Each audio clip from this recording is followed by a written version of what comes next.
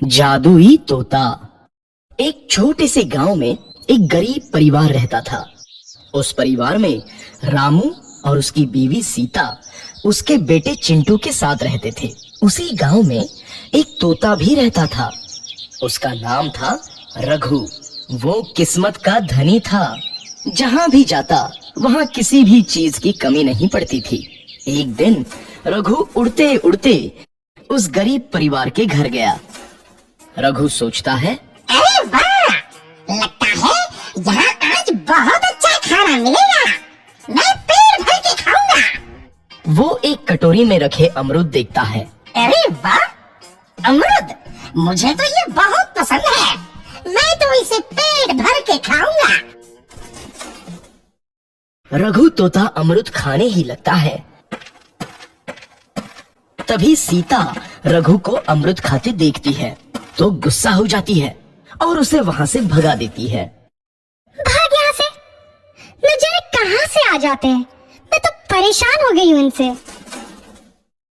सीता के भगाने के बाद रघु चुपचाप से एक कोने में रहता है। धीरे धीरे उस परिवार की बरकत होने लगती है। एक दिन रामू और सीता खाना खाते वक्त बातें करते हैं। आजकल हमारी बहुत तरक्की हो रही है, काम भी अच्छा चल रहा है। रामू कहता है। इस पर सीता कहती है, सच कहा, भगवान हमेशा ऐसे ही हम पर मेहरबान रहे। बेटा चिंटू भी कहता है, पिताजी, मुझे खिलौना लेके दो ना, मेरे सभी दोस्तों के पास है। रामू कहता है, ठीक है, जरूर लाऊंगा। सीता कहती है, कितने खुश है सब, मेरे परिवार को किसी की नजर ना लगे। एक तरफ ऐसी बातें होती हैं, तो दूसरी तरफ रसोई में रघु तोता भी अमरूद खाते रहता है। मजा आया, अमरूद खाया, मजा आया, अमरूद खाया, मजा आया। तभी सीता रसोई में आती है और रघु तोते को अमरूद खाते देख बहुत गुस्सा होती है। सीता रघु को बाहर निकालने के लिए पिंजरे में अमरूद रखती है। रघु जब अमरूद खाने लगता है तो पिंजरे का दरवाजा बंद हो जाता है और वो उसमें फंस जाता है। मुझे बाहर निकालो, मैं यहाँ फंस गया हूँ, मुझे बचाओ। अगले दिन सीता पिंजरा उठाकर बाहर दूर उस रघु को छोड़ देती है।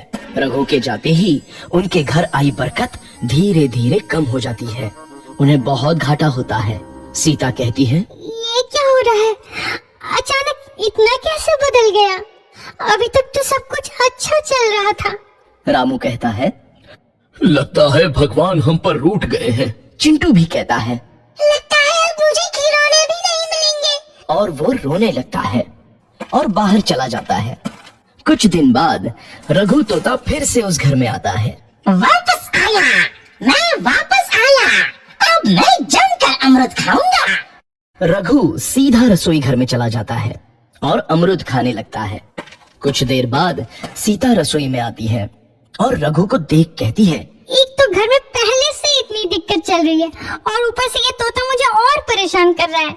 सीता रघु को वहां से भगा देती है। रघु उड़कर किसी कोने में छुप जाता है। कुछ दिन बाद धीरे धीरे उस घर की बरकत वापस आने लगती है।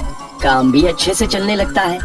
एक रात जब रघु तोता अमरूद खाने जाता है तो पिंजरे में फंस जाता है। ये लोग आखिर चाहते क्या हैं? एक तोते को शांति से अमरूद खाने क्यों नहीं देते? मैं कौन सा चोरी कर रहा हूँ? बस अमरूद ही तो खा रहा हूँ। तभी रामू वहां आता है और पिंजरे में रघु तोते को देख उसे बाहर छोड़ देता है। ये तोता भी कितना जिद्दी है, बार बार वापस आ जाता है। जैसे ही रामू रघु को छोड़ देता है, अगले दिन से फिर से उनके घर की बरकत जाने लगती है। काम में घाटा होता है। किसी को समझ नहीं आ रहा था कि ऐसा क्यों हो रहा है। रघु तोता घर आता है तो अचानक बरकत आती है और जब रघु तोता को बाहर निकालते हैं तो बरकत चली जाती है। एक दिन सीता रघु तोते के घर आने और बाहर जाने की स्थिति पर नजर रखती है।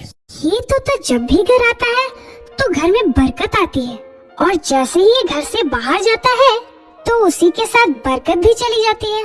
कहीं ये जादुई तोता तो नहीं है?